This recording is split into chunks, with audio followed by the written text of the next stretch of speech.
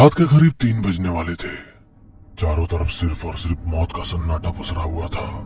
पर इसी सन्नाटे के बीच शमशान घाट में एक औरत किसी आदमी की चिता पर बैठी कुछ मंत्र बुदबुदा रही थी और उसके ठीक सामने एक विधवा औरत अपने गोद में 5 साल के बच्चे को लिए बैठी ये सब होता देख रही थी कि तभी चिता पर बैठी उस औरत ने बच्चे को अपने पास बुलाया। बच्चा भी डरा सहमा जैसे ही उस औरत के पास गया तो चिता पर बैठे उस औरत ने एक झटके में बच्चे का सिर उसके धड़ से अलग कर दिया, जिसकी छींटे नीचे बैठी उसकी मां पर पड़ी। पर इससे पहले वो अपने बेटे की मौत का शोक मना पाती, चिता पर लेटी उस आदमी की लाश तड़पने लगी। उसके आंख नाक से खून बहने लगा और फिर अगले ही पल सब कुछ फिर से शांत हो गया। राजेश बीच सड़क पर खड़ा आती जाती गाड़ियों को हाथ देकर रोकने की कोशिश कर रहा था, पर रात काफी होने के कारण कोई उसकी मदद करने को तैयार नहीं था। बहुत देर लोगों से लिफ्ट मांगने के बाद जब वो थक कर किनारे हुआ तो खुद ब खुद एक टैक्सी आकर उसके सामने रुक गई। क्या हुआ भाई साहब, कहीं जाना है आपको? हरिद्वार जाना है भैया, बस मिस हो गई तो सोचा लिफ्ट ले लूं, पर कोई रुकने का नाम ही नहीं लेता। वैसे आप कहाँ जा रहे हैं? हरिद्वार का नाम सुनते ही ड्राइवर ने टैक्सी का दरवाजा खोल दिया और मुस्कुराते हुए बोला, मैं तो दिल्ली जा रहा हूँ, लेकिन आपको हरिद्वार छोड़ दूंगा रास्ते में। ड्राइवर की बात सुनते ही राजेश की सारी परेशानी एक पल में गायब हो गई। उसने तुरंत ही बैग टैक्सी की पिछली सीट पर पुटका और खुद आगे आकर बैठ गया। कुछ ही देर में गाड़ी भी हवा से बातें करने लगी थी और इसी दौरान दोनों की बातें भी शुरू हो गई। बात पहले काम धंधे से शुरू हुई, फिर परिवार तक पहुंची और बातों ही बातों ने राजेश हर उस आम इंसान की तरह ड्राइवर से ये सवाल पूछ ही लिया, भैया इतनी रात में गाड़ी चलाते हो, कभी भूत वूत दिखा है क्या? राजेश सवाल पूछकर शांत हो गया था, लेकिन ड्राइवर के पास इस सवाल से जुड़ी एक दिलचस्प कहानी थी। ऐसी कहानी जो राजेश ने कभी सपने में भी नहीं सोची थी। हाँ भैया दिखा तो है, लेकिन हमें नहीं, हमारे पिताजी को। ड्राइवर के इतना कहते ही राजेश के कान खड़े हो गए। उसने तुरंत ही ड्राइवर से ये किस्सा सुनाने को कहा, पर ड्राइवर ने कुछ कहने से पहले राजेश के आगे एक शर्त रखी। कहानी तो हम सुना देंगे, लेकिन बदले में तुम्हें मेरा एक काम करना होगा। बोलो करोगे? हाँ कर दूंगा, पर किसी को जान से मारने को तो नहीं बोलोगे ना? अरे नहीं नहीं, पहले कहानी सुन लो, कहानी अच्छी लगे तो काम भी कर देना। तो इस बात पर आकर दोनों राजी हो गए और कहे अनुसार ड्राइवर ने भी एक्सीलेटर को जोर से दबाते हुए कहानी सुनानी शुरू कर दी। तो जैसा कि हमने बताया था, ये कहानी हमारी नहीं हमारे पिताजी की थी और वक्त था 1982 का। उन दिनों पिताजी हरिद्वार में चलाते थे। दिन में अच्छी कमाई हो गई तो ठीक, वरना फिर पिताजी को रात में भी सवारी के लिए निकलना पड़ता था।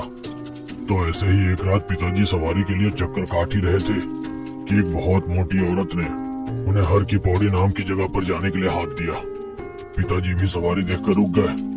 औरत का वजन ज्यादा था, इसलिए पिताजी ने उससे ज्यादा पैसे मांगे और वो औरत पैसे देने को तैयार भी हो गई।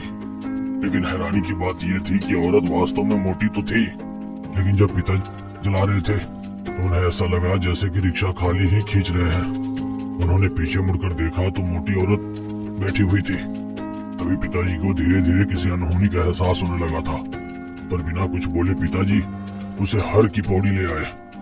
हर की पौड़ी आते ही वे औरत कब नीचे उतरी पिताजी देख भी नहीं पाए, और नीचे उतरते ही उस औरत ने पिताजी से कहा, मैं गंगा में डुबकी लगाने जा रही हूँ, 15 मिनट में वापस आ जाऊंगी, तब तक तुम मेरे सामान का ख्याल रखना। इससे पहले पिताजी उस औरत से कुछ कहते वो डुबकी लगाने को चल दी थी। पिताजी भी मन मार कर उसका इंतजार करने लगे। पहले 5 मिनट हुए, फिर 10, फिर 15, फिर 25, लेकिन उस मोटी औरत का कहीं कुछ पता नहीं चला। पिताजी ने नीचे जाकर भी देखा, लेकिन पूरी जगह खाली थी। भला रात के 3 बजे कौन पागल ही गंगा में डुबकी लगाने जाएगा, और वैसे भी ये समय तो शैतानों का होता है। पर ना चाहकर भी पिताजी ने 2 घंटे तक औरत का इंतजार किया, और 2 घंटे बाद भी जब वो नहीं आई तो पिताजी ने उस औरत का रखा हुआ सामान खोल कर देखा, जिसे देखते ही पिताजी के पैरों तले जमीन खिसक गई। वो औरत एक बैग लेकर आई थी, जिसके अंदर एक पोटली थी, और उस पोटली में भरी थी बहुत सारी राख और खूब सारे गहने। ये सब देख पिताजी को कुछ भी समझ नहीं आ रहा था, इसलिए वो सब कुछ समेट कर सीधा ही पुलिस स्टेशन को चल दिए। फिर आगे क्या हुआ? पुलिस वाले ने क्या कहा? और उस मोटी औरत का कुछ पता चला? कौन थी वो? भूत ही होगी। भला रात के 3 बजे गंगा स्नान कोई पागल ही करता होगा। मैंने कहीं पढ़ा था, सच कल्पना से भयानक होता है और डरावना भी। पिता पुलिस स्टेशन पहुंचकर किसी को कुछ बता पाते। इससे पहले ही एक हवलदार ने पिताजी के हाथ में वो पोटली देख ली। फिर क्या था, हवलदार ने पिताजी को पुलिस स्टेशन के अंदर जाने से भी रोक दिया। वो दूर से ही पिताजी को भगा रहा था, लेकिन बार बार बोलने पर आखिरकार हवलदार ने अपना मुंह खोल ही दिया। देख, मैं जानता हूँ इस पोटली में क्या है, और ये पोटली किसकी है, इसलिए कह रहा हूँ अब तू जिस श्राप का भागीदार बन चुका है उसे किसी और के सिर मत पड़। जाकर हरिद्वार में किसी गुफा में समाधि ले ले, नहीं तो जितनी जल्दी हो गंगा में डूबकर इस खेल को खत्म कर दे। वैसे भी तेरी जिंदगी अब नर्क होने वाली है। हवलदार की सारी बातें पिताजी के ऊपर से जा रही थी। उन्हें हवलदार का कहा कुछ भी समझ नहीं आ रहा था। थक कर पिताजी ने भी हवलदार से झुंझलाते हुए कहा, एक तो बेटे की पढ़ाई के पैसे नहीं जुटा पा रहा हूँ, ऊपर से औरत भी बिना पैसे दिए ही भाग गई, और जब उसका सामान लेकर आपके पास आया तो आप भी अजीब अजीब बातें कर रहे हैं। आखिर ऐसा क्या है इस पोटली में जिसे बोलने में भी आपको डर लग रहा है? ये पोटली नहीं चलता फिरता श्राप है। श्राप? जिस औरत की पोटली लेकर तू मेरे पास आया है ना, वो औरत नहीं डायन है, जिसने अपने पापों की पोटली बनाकर तुझे थमा दिए और खुद गंगा में जाकर विलीन हो गई। पर आपको कैसे पता कि वो डायन है? क्योंकि तेरे से पहले 4 लोग और आए थे मेरे पास इसी पोटली को लेकर, और उनका क्या हुआ ये किसी को पता नहीं। तू अब इस पोटली से छुटकारा नहीं पा सकता, समझा? तू इसे फेंक भी देगा तो ये खुद ब खुद तेरे पास आ जाएगी, और इसे गंगा में फेंकने या फिर आग में जलाने की कोशिश मत करना, वरना इस पोटली के साथ साथ तू भी जल डूब जाएगा और वो औरत फिर से वापस आ जाएगी अपने श्राप की पोटली किसी और को देने के लिए। इसलिए आप इसे अपने पास ही रख, समझा? और जा यहाँ से। हवलदार से सारी कहानी जान पिता के होश ठंडे पड़ गए। उन्हें कुछ भी समझ नहीं आ रहा था कि आखिर अब दलदल से कैसे निकला जाए। ठीक है, इसे ले जाकर घर में रख देता हूँ, एक कोने में पड़ी रहेगी। लगता है तू अभी इस खेल को समझ नहीं पाया है। ये पाप की पोटली है, वो भी एक डायन की। इसमें जो राख है उस डायन की अस्थियां है, और जो जेवर है वो उस डायन के है। ये जिसकी भी होती है उसे दुख तकलीफ के अलावा कुछ नहीं मिलता, समझा? इसलिए इसे अपने पास रख और सबसे दूर हो जा, समझा? हवलदार की बात सुन पिताजी की बची कुची उम्मीद भी टूट गई। फिर उस दिन के बाद से पिताजी का कभी कुछ पता नहीं चला। वो कहाँ गए, उनके साथ क्या हुआ, कुछ पता नहीं। ड्राइवर की कहानी सुन। डर के मारे राजेश का खून भी जमने को हो गया था। कुछ देर चुप रहकर पहले तो उसके कहानी के बारे में सोचा, फिर एकदम से ड्राइवर से पूछा, अगर पिताजी का कभी कुछ पता नहीं चला तो फिर तुम्हें उनकी कहानी कैसे पता? राजेश का सवाल सुन ड्राइवर ने एकदम से ब्रेक लगाई। वो इतनी जोर से लगी थी कि राजेश का मुंह शीशे तक आ गया था। पर इससे पहले वो राजेश गुस्सा करता, ड्राइवर ने राजेश से कहा, क्यों भाई, कहानी अच्छी लगी या नहीं? राजेश ने कहानी के बारे में सोचते हुए कहा, हाँ अच्छी तो लगी। भाई अच्छी लगी तो फिर जैसा तय हुआ था तुम्हें मेरा एक काम करना होगा। काम को सुनकर राजेश एक पल को सहम गया था। शायद डर क्या होता है ये उसे मालूम चल चुका था। उसने हकलाते हुए पूछा, अब बताओ तो क्या करना होगा मुझे? अरे भाई डरो नहीं, कुछ ऐसा वैसा काम नहीं करवा रहा तुमसे। बस मेरी डिक्की में एक सामान पड़ा है, वो निकाल कर मुझे दे दो बस। ड्राइवर की बात सुनकर राजेश के जान में जान आई। बस इतना सा काम? लो अभी कर देता हूँ। ये कहते हुए राजेश जोश में गाड़ी से उतर पीछे डिक्की की ओर चल दिया।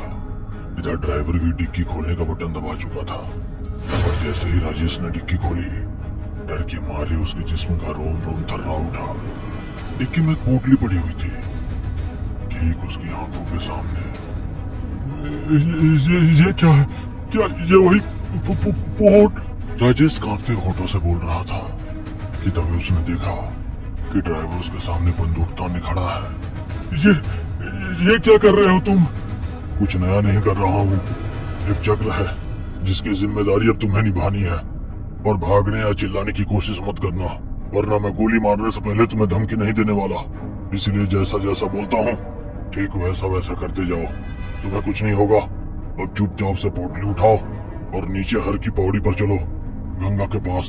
राजेश ने जब हर की पौड़ी का नाम सुना तो उसे एक और झटका लगा, क्योंकि वो सच में इस वक्त हर की पौड़ी पर ही खड़ा था, जहाँ चारों तरफ सिर्फ और सिर्फ मौत की शांति पसरी हुई थी। चारों तरफ देखने के बाद उसे अपनी मदद के लिए कोई नहीं दिखा, तो डरे सहमे उसने ड्राइवर की बात मान ली और पोटली हाथ में ले गंगा स्नान को चल दिया। पर जाते जाते उसने अपनी बची कुची हिम्मत को समेटकर ड्राइवर से बस इतना पूछा, पर ये कहानी तो तुम्हारे पिताजी की थी, फिर तुम इस श्राप के भागीदार कैसे बने? ये पोटली सिर्फ दुख, दर्द और तकलीफ ही नहीं देती, कभी ना बूढ़े होने का वरदान भी देती है। चल अब जल्दी पोटली को गंगा में विसर्जित कर दे, वरना यहीं तेरा भेजा उड़ा दूंगा। डरे सहमे राजेश ने ड्राइवर की बात मानते हुए पोटली को गंगा में गिराने को हुआ ही था कि अचानक ही उसे एक चुड़ैल का चेहरा नजर आया। ये वही चेहरा था जो कहानी की शुरुआत में आदमी की चिता पर बैठा मंत्र बुदबुदा रहा था, लेकिन पहले से बहुत डरावना और खूंखार, जिसे देख राजेश चीखने लगा था। पर इससे पहले वो भाग पाता, गंगा से दो हाथ निकले और पोटली के साथ राजेश को भी हमेशा हमेशा के लिए गंगा में विलीन हो गए। पोटली के खत्म होते ही ड्राइवर घुटनों के बल बैठ खूब जोर जोर से रोने लगा था, और महज कुछ ही मिनटों में वो ड्राइवर एक बूढ़ा शख्स बन जमीन पर लेट मर गया।